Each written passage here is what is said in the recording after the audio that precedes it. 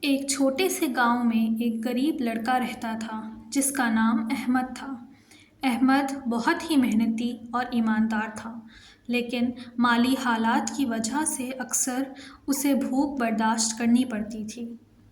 ایک دن احمد بہت تھکا ہوا تھا اور بھوک سے بے حال ایک گھر کے سامنے جا پہنچا۔ اس نے دروازے پر دستک دی اور ایک لڑکی باہر آئی۔ احمد نے کچھ کھانے کے لیے پانی مانگا۔ لڑکی کو اس کی حالت پر ترس آیا اور اس نے ایک گلاس دودھ دے دیا۔ احمد نے شکریہ ادا کیا اور اپنی راہ لے لی۔ وقت گزرتا گیا، احمد نے محنت کرتے ہوئے کامیابی حاصل کی اور ایک مشہور ڈاکٹر بن گیا۔ ایک دن وہی لڑکی بیمار ہو گئی اور اسے ایک بڑے شہر کے اسپتال میں لے جایا گیا۔ ڈاکٹر احمد نے اس کا علاج کیا اور اسے شفا یاب کر دیا۔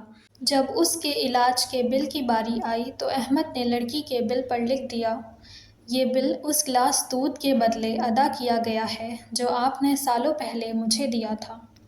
یہ کہانی ہمیں یہ سکھاتی ہے کہ زندگی میں کی گئی نیکیاں کبھی ضائع نہیں جاتیں، بلکہ وہ وقت آنے پر ہمارے لیے انعام کی صورت میں واپس آتی ہیں۔ ہم اکثر اپنی نیکیوں کو بھول جاتے ہیں، لیکن اللہ تعالیٰ ہمیں وہ نیکیاں کسی نہ کسی طرح لوٹا دیتے ہیں۔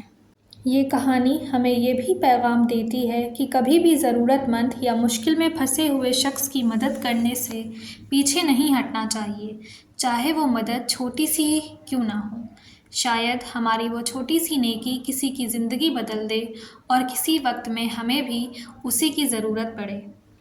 ہمیں یہ بھی سبق ملتا ہے کہ نیکی کے بدلے میں کچھ حاصل کرنے کی نیت نہ رکھیں، بلکہ خالص دل سے دوسروں کی مدد کریں، کیونکہ حقیقی نیکی وہی ہوتی ہے جو خلوص نیت سے کی جائے، اور وقت آنے پر یہ خلوص ہمارے لیے رحمت اور خوشیوں کی صورت میں لوٹتا ہے۔